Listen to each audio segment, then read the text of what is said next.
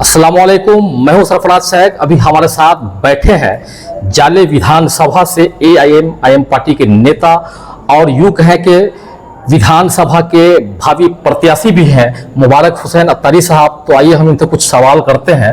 मुबारक साहब, सबसे पहले आपका स्वागत हमारे चैनल सरफराज शेख पे। बहुत बहुत शुक्रिया आपका।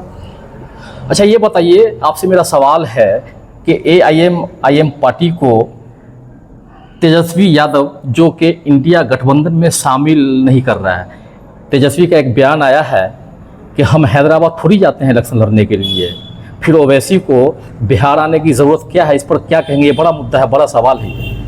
देखिए, सबसे बड़ी बात यह है कि तेजस्वी यादव ने कहा कि हम हैदराबाद नहीं जाते हैं। ठीक है, आप हैदराबाद नहीं जाते हैं और आप कहते हैं कि हम हैदराबाद नहीं जाते, उनको यहाँ से नहीं लड़नी चाहिए। तो आप ये बता दीजिए कि जो आज कांग्रेस पार्टी है, राहुल गांधी जी, सोनिया गांधी जी, क्या वो बिहार से हैं? वो तो बिहार से नहीं है, वो तो दिल्ली से है। तो वो क्यों मतलब आते हैं बिहार में लड़ने के लिए? और आपकी पार्टी आपके साथ में क्यों है वो? तो आप उनको ले सकते हैं और एक हैदराबादी को नहीं ले सकते। बस अब सवाल ये है कि आप कि न चाहते नहीं हैं कि ताकि कि ना एमआईएम यहाँ बिहार के अंदर में मजबूत हो। आप के पास हमने पूरा लेटर दिया, आपके पास हमने कि ना पूरा खुद हमारे कि ना प्रदेश अध्यक्ष अख्तरुल इमान साहब आप लोगों से बात किया और आपसे कहा कि आप हमें चंद सीटें दे दीजिए लेकिन हमें अलायंस में ले लीजिए। लेकिन आपने कि ना कह दिया कि हम आपको अलायंस में नहीं ले सकते हैं।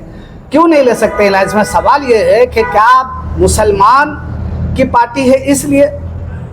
जब हमारा 18% है तो आप हमें लेना नहीं चाहते हैं। 2% वाले को कि ना आप डिप्टी सीएम का कि ना ऐलान करवाते हैं और 2% वाले को साथ में लेकर के बिठाते हैं और 18% वाले को पीछे बैठाते हैं। आपने हमेशा ये हमें कोशिश किया है मुसलमानों को दूर करने का। सिर्फ मुसलमानों का आपको वोट चाहिए, मुसलमानों का वोट चाहिए, मुसलमानों की क़यादत नहीं चाहिए। क्या मुसलमान लीडर नहीं बन सकता है? मुसलमान नेता नहीं बन सकता है? क्या मुसलमान कोई भी कहीं पे भी कामयाब नहीं हो सकता है? तो इस तरीके से आप कह रहे हैं। तो वैसे ही जिस तरीके से सोनिया गांधी जी, राहुल गांधी जी बिहार में आके इलेक्शन लड़ सकते हैं, उसी तरीके से ओवैसी साहब भी बिहार के अंदर आकर के इलेक्शन लड़ सकते हैं। आप उसको मना नहीं कर सकते क्योंकि हर एक का हक बनता है। आप बीजेपी से देख लीजिए, मोदी जी की ना गुजरात से आते हैं, बीजेपी पार्टी गुजरात से आती है, वो यहाँ आके इलेक्शन। चंद्रशेखर आज़ाद के ना देख लीजिए, वो भी कि ना 100 सीटों के ना ऐलान किए, वो भी तो बाहर के हैं। तो इस तरीके से बहुत सारे। अब आम आदमी पार्टी देख लीजिए, दिल्ली की पार्टी है, वो 143 सीटों पे कि ना बिहार में चुनाव लड़ने का ऐलान कर रही है। तो लोग दूसरे बाहर से आके लड़ सकते हैं और सिर्फ नहीं लड़ सकता है तो वो ओवैसी साहब ना एमआईएम पार्टी नहीं लड़ सकती। क्यों? सिर्फ इसलिए कि मुस्लिम की पार्टी है। अच्छा, ये बताइए, दूसरा सवाल कि आपके पार्टी को तो इंडिया गठबंधन ने नहीं लिया, तो अब आपके पार्टी की जो रणनीति है वो क्या है? कितने सीटों पर इलेक्शन लड़ेगी? हाँ, हमारी पार्टी को अगर नहीं लिया है, उन्होंने नहीं लिया है, तो ये अब उनको समझना है। अब तो यहाँ की जनता को समझना है, जनता जनार्दन है, उनको समझना है।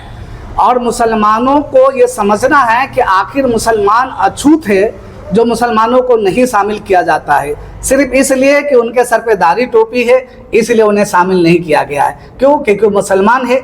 अगर वो कि ना शामिल हो जाएंगे तो उनकी क़यादत मजबूत हो जाएगी, लोग उन मुसलमान एकजुट हो जाएंगे, इसलिए आपने नहीं लिया।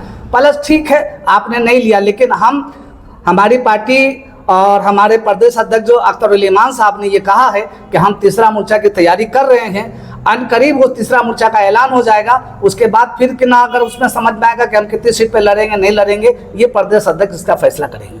ये बताइए कि आप जाले विधानसभा से भावी प्रत्याशी हैं, आपका मुद्दा क्या है चुनाव लड़ने का? हाँ, हमारा मुद्दा क्या है? सबसे बड़ा मुद्दा जो हमारा देख लीजिए एजुकेशन का है, तालीम का हमारा जो मुद्दा है। क्योंकि आज लोग, बहुत सारे लोग जो तालीम का मुद्दा हमारे पास है, बेरोजगारी का मुद्दा हमारे पास है, पलायन का मुद्दा हमारे पास है, रोड का मुद्दा हमारे पास है। जाहिर सी बात है कि लोगों के अंदर तालीम नहीं है। आज बहुत सारे स्कूलों का मामला देख लीजिए, स्कूल के अंदर में कि ना बच्चे तालीम नहीं पा रहे बराबर से। कई स्कूल में कि ना जो टीचर नहीं है, बहुत सारे स्कूल ऐसी खाली जहाँ टीचर नहीं है। मदरसे ऐसे बहुत सारे जो बोर्ड से हैं जहाँ कि ना मतलब कि ना मदरसे में मौलाना नहीं है और मदरसा यूं ही खाली है। क्यों?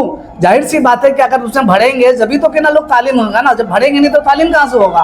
तो इसलिए मेरा तो यही मुद्दा है कि आप, सबसे बड़ा मुद्दा हमारा तालीम का है, क्योंकि आप तालीम के ऊपर में कि ना ध्यान नहीं दिया जा रहा है। लोग तालीम से दूर होते जा रहे हैं और जब तालीम से दूर हो रहे हैं तो लोग बेरोजगार हो रहे हैं। जाहिर सी बात है, लोग बेरोजगार होंगे तो वो गुनाह करेंगे, चोरी करेंगे, डाका डालेंगे, बदमाशी करेंगे, लूट खसोट करेंगे, और क्या करेंगे। हमारा ये मुद्दा है, जिस तरीके से आज आप देख लीजिए, आज जो जिसके साथ आज जो सरकार है, सुशासन बाबू की सरकार है, आज इसमें हो क्या रहा है, चोरी हो रही है, डाके हो रहे हैं, लूट मार हो रहा है। आपको मालूम है रोज कम से कम 4 से 5 बच्चों के कितना इज्जत है आबरू लूटी जा रही है, उसकी इज्जत से खेला जा रहा है। कई कम से कम के रोज कम से कम 10 घरों में डाका डाला जा रहा है, 10 मर्डर हो रहे हैं। ये कौन हो रहा है? जंगल राज ला करके जो जमा कर दिए हैं, इसके खिलाफ कौन बोलेगा? इसके खिलाफ एमआईएम पार्टी बोलेगी। इसीलिए हमारा ये भी मुद्दा है। और दूसरा हमारा कि ना जो मुद्दा है पलायन का, जो बहुत सारे लोग, जाहिर सी बात है रोजगार नहीं मिलेगी, रोजी नहीं मिलेगा तो लोग बाहर जाएंगे। अगर हमें यहीं पे रोजी मिल जाएगी तो जाहिर सी बात है हमें बाहर जाने की जरूरत क्या है। इसलिए हमें चाहिए कि अगर हम एमआईएम पार्टी के ना मतलब रोजगार का भी मुद्दा लेकर के रहेंगे। और बहुत सारे हमारे पास जो रास्ते हैं, रोड है, नाला है, आप देख लीजिए जा करके, बहुत सारे हमने कतरौल की तरफ हमने गए, निमरोली की तरफ देख लीजिए, इस तरीके से शकरपुर का मामला देख लीजिए। कई ऐसे मामले हैं जो कि ना इस तरह सिंघारा प्रखंड में भी कई ऐसे रोड हैं जहां पे लोग गाड़ी से भी जाते हैं तो गिरते हैं, कई एक्सीडेंट होते हैं। रोज जाले विधानसभा में कम से कम कहीं ना कहीं पे रोज 1 से 2 एक्सीडेंट हो रहे हैं। क्यों हो रहे हैं? क्योंकि रोड बराबर नहीं है, रास्ते बराबर नहीं है। इसकी कौन देख रेख करेगा? इसलिए हमारे पास ये सारे मुद्दे हैं, हम इन सारे मुद्दों को लेकर के चलेंगे। एक बड़ा सवाल ये भी है कि लोग एआईएम पार्टी से जीत तो हासिल करते हैं लेकिन वो गठबंधन में शामिल हो जाते हैं। हाँ, ये आपका अच्छा सवाल है। जाहिर सी बात है कि आपने ये सवाल किया है कि लोग जीत तो जाते हैं लेकिन गठबंधन में शामिल हो जाते हैं किसी में। लेकिन आप ये बताइए कि जो आप जिसको जिताएंगे उसकी क्या गारंटी है कि वो कि ना मतलब कि ना जो इंडिया गठबंधन से हो या जो भी हो, किसी भी पार्टी से हो, अगर वो जीत जाएंगे तो उसकी क्या गारंटी है कि वो बीजेपी में शामिल ना हो? क्या गारंटी है कि उसकी बीजेपी में वो शामिल ना हो? क्योंकि मैंने पहले भी बताया था कि आप देख लीजिए कि किस तरीके से लोग के ना मतलब इलेक्शन लड़ लेते हैं, जीत जाते हैं, और जीतने के बाद में कि मतलब बीजेपी में लोग शामिल हो जाते हैं। तो जो अभी मौजूद है या जो आने वाले हैं, उनकी क्या गारंटी कि वो बीजेपी में शामिल नहीं होंगे? उनकी कोई गारंटी है? तो उस तरीके से इंसान है, इसकी कोई गारंटी नहीं होती है। लेकिन हम लोग कोशिश कर रहे हैं कि हम ऐसे ताकतवर, ऐसे मजबूत लोग को हम लोग खड़ा करें कि ताकि जो एमआईएम को मजबूत करे और जीतने के बाद भी एमआईएम का काम करे। आपका परिचय दीजिए, मैंने तो बताया ही है लेकिन आप खुद दें। ये मेरा मुबारक हुसैन नक्तारी है, मैं जाली विधानसभा का अध्यक्ष भी हूँ, और मैं समझ ले कि मैंने अपने कि ना प्रत्याशी का भी हमने घोषणा किया है। अगर पार्टी मान लीजिए कि अगर हमें टिकट देती है तो हम इलेक्शन लड़ेंगे, अगर पार्टी टिकट नहीं देती है तो हम तो पार्टी के जिम्मेदार हैं, पार्टी के हम कार्यकर्ता हैं, हम पार्टी के लिए काम करेंगे। आपका बहुत बहुत शुक्रिया।